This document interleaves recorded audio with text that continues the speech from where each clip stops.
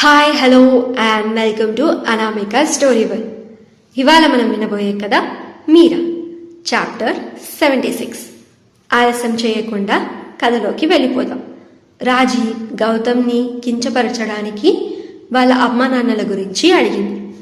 అది విని గౌతమ్ తింటూ తింటూ నోటి వరకు వచ్చిన చేతిని మళ్ళీ వెనక్కి తీసుకున్నాడు. రాజీ వంక చూసి చిన్నగా తన బాధని చూపించుకోకుండా నవ్వి ఏం మాట్లాడకుండా ఉండిపోయాడు. తనకి ఇప్పుడు తినాలని కూడా అనిపించటం లేదు.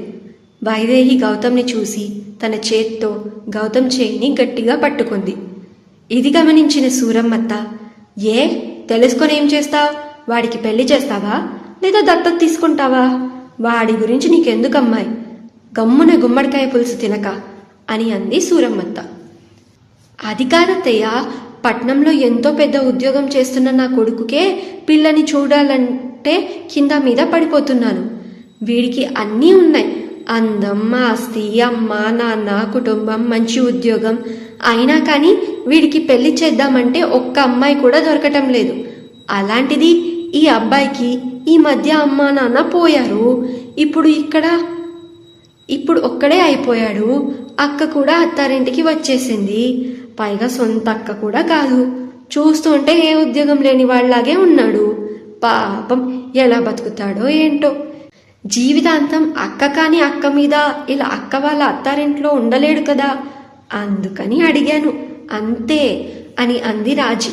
ఎలా అయినా గౌతమ్ని తక్కువ చూపించాలని, అందరి ముందు తన కొడుకే గొప్ప అని చూపించుకోవడానికి ఈ మాటలు అన్నీ అంది.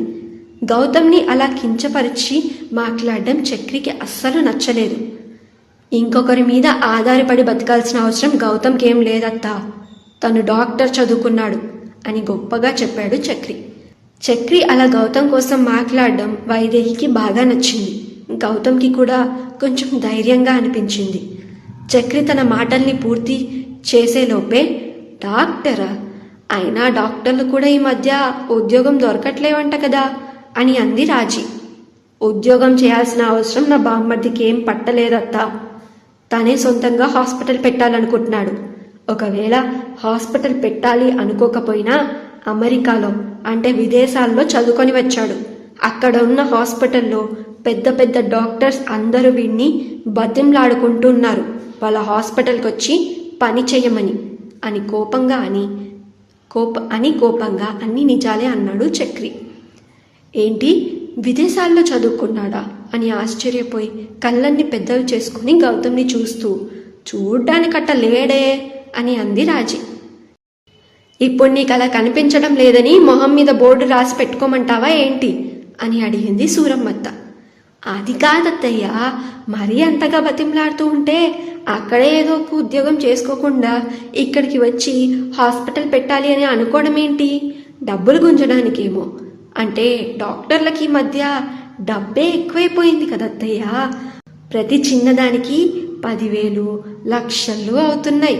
అలా డబ్బు కోసమే హాస్పిటల్ పెడుతున్నాడేమో అని అడిగా అని అంది రాజీ.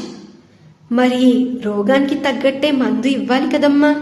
నీలాంటోళ్ళు వైద్యం చేసుకోవడానికి వెళ్తే పాపం వాళ్ళకి మాత్రం తలనొప్పి రాదా? వాళ్ళు కూడా మాత్రలు కొనుక్కోవాలి కదా. అందుకని నీ దగ్గర నుంచి డబ్బు తీసుకొని నువ్వు తీసుకొచ్చిన తలనొప్పిని ఆ డబ్బుతోనే తీర్చుకుంటూ ఉంటారు అని అంది సూరమ్మత్త. అత్తయ్య, ఎందుకలా మాట్లాడుతున్నారు అని అంది రాజీ. మరి నువ్వు అలా అనడం ఏమైనా బాగుందా రాజీ? అయినా ఏ చట్టంలో రాసి ఉంది అక్కకి పెళ్ళైనంత మాత్రాన తమ్ముడు అక్క దగ్గరికి ఉండకూడదు అని? తన గురించి అంతా తెలిసి కూడా పుండు మీద కారం ఎందుకు చల్లుతున్నావు? అంత కారం ఎక్కువ అయిపోయిందని అనిపిస్తే కూరలా వేసుకో, అంతేకాని వేరే వాళ్ళ మీద చల్లకు అని అంది సూరమ్మత్త. రోషన్ మెల్లిగా, ఇప్పుడు నువ్వేం మాట్లాడకమ్మా, బామ్ముంది, తను ఇప్పుడు మన సైడు మాట్లాడదు. ఇలా ఎవరి మీద పడితే వాళ్ళ మీద నోరు పారేసుకోకు. ఆ తర్వాత పెళ్ళికి కూడా ఉండనివ్వకుండా పంపించేస్తుంది బామ్మ అని గొనిగాడు. రోషన్ చెప్పింది కూడా నిజమే అనుకొని ఇంకా ఒక్క మాట కూడా మాట్లాడకుండా తన భోజనం చేస్తూ ఉంది రాజీ. కానీ గౌతమ్కి ఇంకా అక్కడ ఉండాలి అని అనిపించలేదు, తినాలని కూడా అనిపించలేదు. సూరమ్మత్త బెండకాయ వేపుడు తీసి గౌతమ్ ప్లేట్లో వేసి మెల్లిగా, దాని గురించి పట్టించుకోకు, అది కొంచెం తిక్కది, అన్ని తిక్క పనులే చేస్తూ ఉంటుంది, ఎప్పుడేం మాట్లాడాలో కూడా తెలియదు అని అంటూ గౌతమ్కి ఇంకా కొంచెం అన్నం తనే స్వయంగా వడ్డించింది. గౌతమ్కి ఎందుకో బామ్మ మాటలు కొంచెం బాధని తగ్గించాయి. లేకపోతే రాజీ మాటలు విని గౌతమ్కి వాళ్ళ అమ్మా నాన్నలు గుర్తుకొచ్చేశారు. మీరాకి కూడా గౌతమ్ని అలా చూసి బాధేసింది. తను ఏమీ మాట్లాడకుండా గౌతమ్నే చూస్తూ తన భోజనం పూర్తి చేసి అక్కడి నుంచి మంజుని తీసుకొని తన గదిలోకి వెళ్ళిపోయింది. గౌతమ్ రూమ్లోకి రాగానే వినయ్కి ఫోన్ చేశాడు. చెప్పరా అని అన్నాడు. ఎలా ఉన్నావురా అని అడిగాడు వినయ్. ఉదయమే కదరా ఫోన్ చేశావు, ఈలోపు నాకేమవుతుంది అని అడిగాడు గౌతమ్. అలా ఏం లేదురా. అవును, నువ్వు ఎక్కడున్నావు? మీ అక్క వాళ్ళ ఊరు పేరేంటి అని అడిగాడు వినయ్. రామాపురం. ఎందుకు అని అడిగాడు గౌతమ్.